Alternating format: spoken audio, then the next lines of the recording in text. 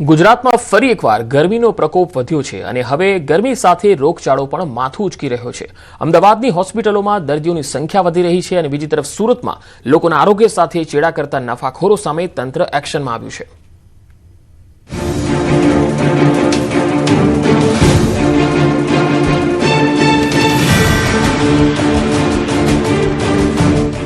ભર ઉનાળે સાચવજો સ્વાસ્થ્ય। લોકોના સ્વાસ્થ્ય પર ગરમીની અસર। ગરમીમાં ઠંડક મેળવતા પહેલા પણ સાવધાન। બરફના ગોળા છે હાનિકારક। એક તરફ કાળઝાળ ગરમીનો દોર ફરી ચાલુ થયો છે। બપોરના સમયે બહાર નીકળતા લૂ જાણે ફૂફાડા મારી રહી છે। ગરમીના કારણે એક તો પહેલાથી જ રોગચાળાનો ગ્રાફ ઉપર આવી ગયો છે। હોસ્પિટલમાં ભીડ વધી છે, પરંતુ બીજી તરફ આરોગ્ય સાથે ચેડા કરતા નફાખોરો પણ સક્રિય થઈ ગયા છે, જે બજારમાં બીમારી ફેલાવવાનું કામ કરી રહ્યા છે। અમદાવાદમાં ગરમીના સમયે રોગચાળાએ માથું ઉચક્યું છે। શહેરની 16 સિવિલ હોસ્પિટલ દર્દીઓથી ઉભરાઈ રહી છે। તાવ, ચક્કર આવવા, માથાના દુખાવાના કેસમાં વધારો થયો છે। એક મહિનામાં ઝાડા ઉલટીના 143 કેસ નોંધાયા છે। તો ડાયરિયાના ઝાડા ઉલટીના કેસો થોડા વધારે જોવા મળેલ છે। છેલ્લા મહિના દરમિયાન 143 ડાયરિયાના કેસ અત્રે જોવા મળેલ છે, જેને ધ્યાન રાખવા માટે આપણે પાણી ઉકાળીને પીવું જોઈએ ખાસ, અને બહારનું પણ ખાવા પીવાનું થોડું ઓછું રાખવું જોઈએ। આ ઉપરાંત ડેન્ગ્યુ અને મેલેરિયાના કેસમાં પણ ઉછાળો આવ્યો છે। ડેન્ગ્યુના 125 સેમ્પલ લેવાયા, જેમાંથી 3 પોઝિટિવ આવ્યા છે, જ્યારે મેલેરિયાના 451 સેમ્પલમાંથી 9 દર્દીનો રિપોર્ટ પોઝિટિવ આવ્યો છે। આ ઉપરાંત સ્વાઇન ફ્લૂનો પણ એક કેસ નોંધાયો છે। છેલ્લા એક અઠવાડિયાની વાત કરીએ તો ગત અઠવાડિયે 16 સિવિલ હોસ્પિટલમાં કુલ 11,808 ઓપીડી નોંધાઈ ચૂકી છે। લાસ્ટ વીક દરમિયાન 11,000ની ઓપીડી જોવા મળેલ હતી, તેમાંથી આપણે 1,100 પેશન્ટ ઇન્ડોર દાખલ કરેલા છે। અમદાવાદમાં ગરમી લોકોને બીમાર પાડી રહી છે। જો કે સુરતમાં લોકોના આરોગ્યના દુશ્મનો રસ્તે ને રસ્તે રખડી રહ્યા છે। સુરતીઓ મેંગો શેક, આઈસ ડીશ, ગોલા ખાતા પહેલા સાવધાન થઈ જજો, નહીં તો તમારી તબિયત બગડી શકે છે। કેમ કે સુરત શહેરમાં છેલ્લા કેટલાક દિવસોથી પાણીજન્ય અને ખોરાકજન્ય રોગચાળો, ખાસ કરીને ઝાડા ઉલટીના કેસોમાં ચિંતાજનક વધારો જોવા મળી રહ્યો છે। ઉનાળાની કાળઝાળ ગરમીમાં લોકો કેરીનો રસ, મેંગો શેક અને આઈસ ડીશનો વધુ ઉપયોગ કરતા હોય છે, ત્યારે કેટલાક નફાખોર તત્વો વધુ કમાણીની લાલચમાં કુદરતી કેરીને બદલે હાનિકારક સિન્થેટિક કલર અને કેમિકલયુક્ત એસેન્સનો ઉપયોગ કરી રહ્યા હોવાની આશંકા સેવાઈ રહી હતી। આ સ્થિતિને ગંભીરતાથી લઈને સુરત મહાનગરપાલિકાના ફૂડ વિભાગ દ્વારા શહેરના વિવિધ વિસ્તારોમાં આકસ્મિક ચેકિંગ હાથ ધરવામાં આવ્યું। ફૂડ વિભાગની ટીમોએ શહેરના અલગ અલગ ઝોનમાં આવેલી 21 મેંગો શેકની દુકાનો અને 15 આઈસ ડીશના સેન્ટરો પર દરોડા પાડ્યા હતા। તપાસ દરમિયાન અનેક જગ્યાએ અસ્વચ્છતા અને શંકાસ્પદ ખાદ્ય સામગ્રી મળી આવી હતી। તંત્ર દ્વારા આ સ્થળોએથી સેમ્પલ લઈને તેને લેબોરેટરીમાં પરીક્ષણ માટે મોકલી આપવામાં આવ્યા છે। મિલ્કશેકમાં વપરાતા કલર, સેક્રીન તેમજ આઈસ ડીશની મલાઈ અને અન્ય પદાર્થોની ગુણવત્તા ચકાસવામાં આવશે। અડાજણ, કતારગામ અથવા વરાછાની મોટી એજન્સીઓમાં તપાસ કરી શ્રમિક વિસ્તારોમાં વેચાતા સસ્તા રસમાં ભેળસેળની વધુ શંકા છે।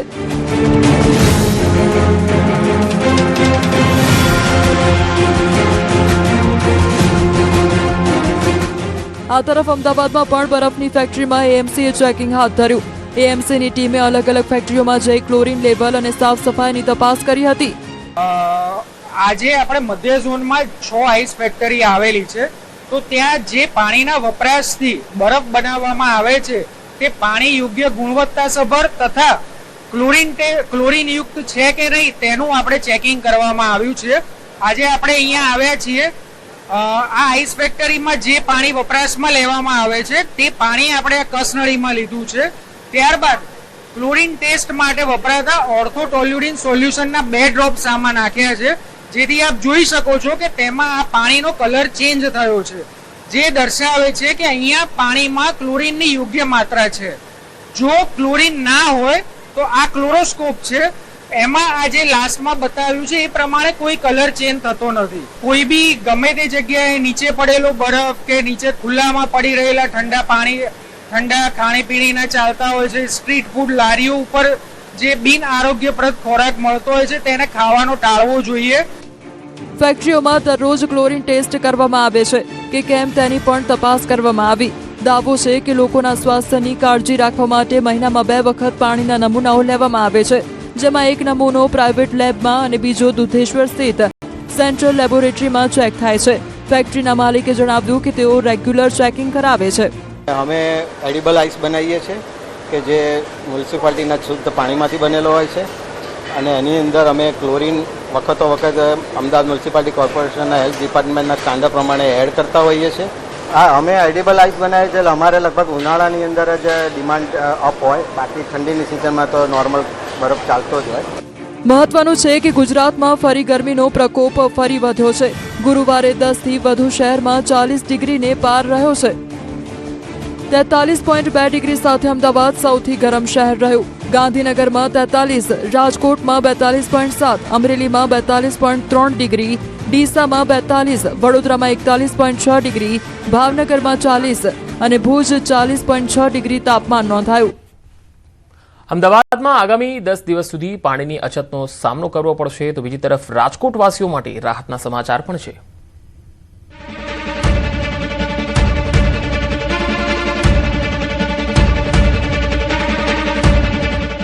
ભર ઉનાળે રહેવું પડશે તરસ્યું. અમદાવાદમાં મળશે નર્મદાનું ઓછું પાણી. માથાફાડ ગરમી વચ્ચે અમદાવાદીઓને પાણી વગર તરસ્યું રહેવું પડશે. ઉનાળાના 10 દિવસ દરમિયાન અમદાવાદીઓને ઓછું પાણી આપવામાં આવશે. અમદાવાદીઓને પૂરા પાડવામાં આવતા નર્મદા નહેરના પાણીમાં ઘટાડો કરવામાં આવશે અને બોરવેલ ચલાવવામાં આવશે, જેથી પાણીમાં વધઘટ થવાની સંભાવના હોવાના પગલે લોકોને ઓછા પ્રેશરથી અને ઓછું પાણી મળશે. અમદાવાદ મ્યુનિસિપલ કોર્પોરેશનના ઇજનેર વિભાગના જણાવ્યા મુજબ સરદાર નર્મદા નિગમ લિમિટેડ દ્વારા નર્મદા મુખ્ય નહેરમાં પ્રી મોન્સૂન કામગીરી અંતર્ગત નહેરના આરસીસી લાઇનિંગમાં થયેલા નુકસાનને રિપેરિંગ અને મરામતની ભાવના કાર્ય માટે આગામી 10 દિવસ સુધી નહેરના લેવલમાં જરૂર મુજબ વધઘટ કરવામાં આવશે, જેના પરિણામે કોતરપુર વોટર વર્ક્સ ખાતે મળતા પાણીના જથ્થામાં ઘટાડો થશે અને કોતરપુર વોટર વર્ક્સ ખાતે પૂરતા પ્રમાણમાં પાણી ઉપલબ્ધ થશે નહીં, જેથી શહેરના પશ્ચિમ ઝોન, મધ્ય ઝોન, ઉત્તર ઝોન, પૂર્વ ઝોન અને દક્ષિણ ઝોનના વોટર ડિસ્ટ્રીબ્યુશન સ્ટેશનોમાં પાણીની અછત સર્જાશે. આ પરિસ્થિતિમાં વોટર ડિસ્ટ્રીબ્યુશન સ્ટેશન ખાતે જરૂર મુજબ બોરવેલ ચલાવી ઉપલબ્ધ પાણીના જથ્થા અનુસાર પાણીનું વિતરણ કરવામાં આવશે.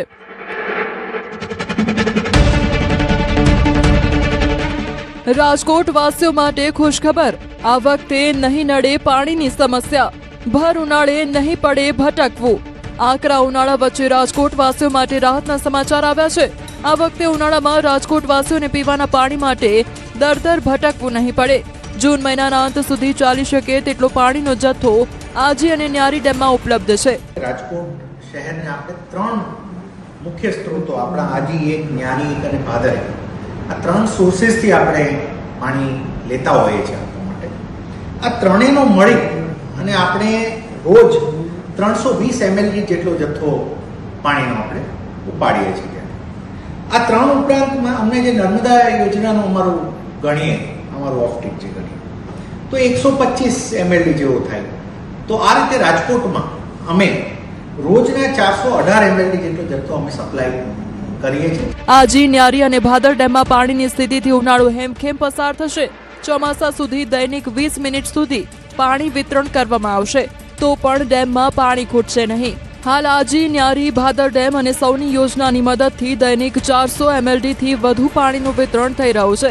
એટલે આ વખતે ઉનાળામાં રાજકોટવાસીઓને પાણીની સમસ્યા નહીં સર્જાય. બીજી તરફ રાજકોટમાં નળ કનેક્શનની ડિમાન્ડ વધી છે. આ વર્ષે 40,000 નવા કનેક્શન આપવામાં આવ્યા છે. ઘર સુધી જે પાણી આપવાની જે અમારી કામ છે, ફક્ત ગયા વર્ષની અંદર જ અમે 40,000 થી વધારે હાઉસહોલ્ડને વોટર કનેક્શન આપી દીધા છે. એટલે જે ટેન્કરનો જે આપણે પ્રશ્ન રજૂ કર્યો એને અમે બાય એન્ડ લાર્જ અમે આ વર્ષમાં ટેકલ કરી ચૂક્યા છીએ. આમ એક તરફ રાજકોટ વાસીઓને પાણીની સમસ્યામાંથી મુક્તિ મળી છે, પરંતુ અમદાવાદીઓને 10 દિવસ સંઘર્ષ કરવો પડશે.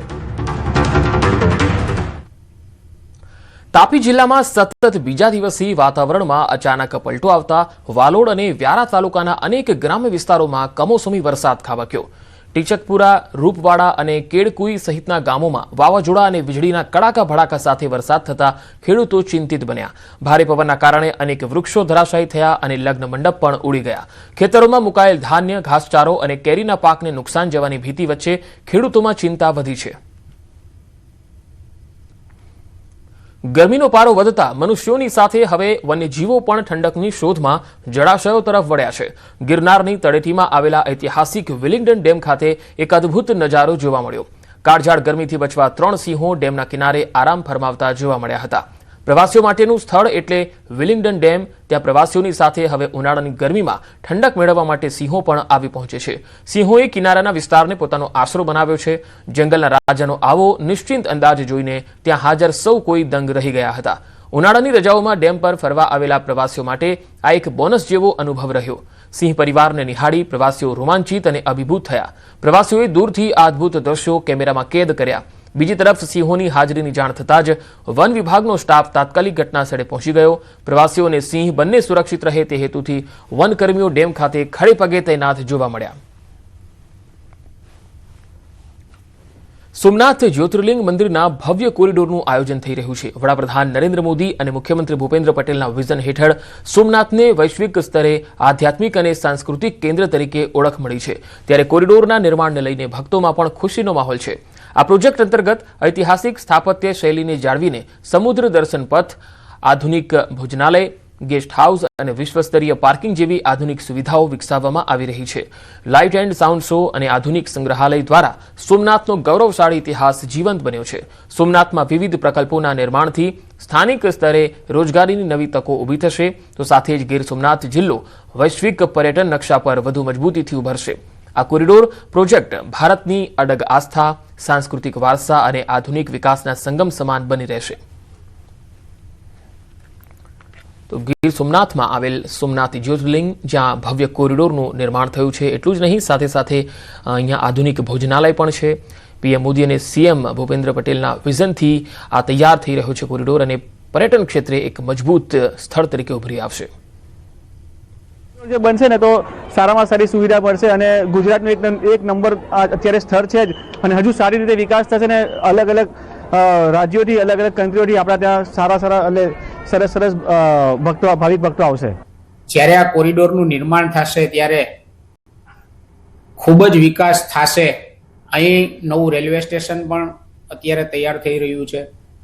આ રેલવે સ્ટેશનમાં એવી વાત છે કે દરેક યાત્રાધામોને અહીં કનેક્ટિવિટી મળે, જેથી કરીને યાત્રિકો છે એ બહોળી સંખ્યામાં સોમનાથ મહાદેવના દર્શન કરવા પધારે. પ્રધાનમંત્રી શ્રી મોદી સાહેબ જ્યારથી અધ્યક્ષ બન્યા ત્યારથી બુલેટ ગતિથી વિકાસ થઈ રહ્યો છે.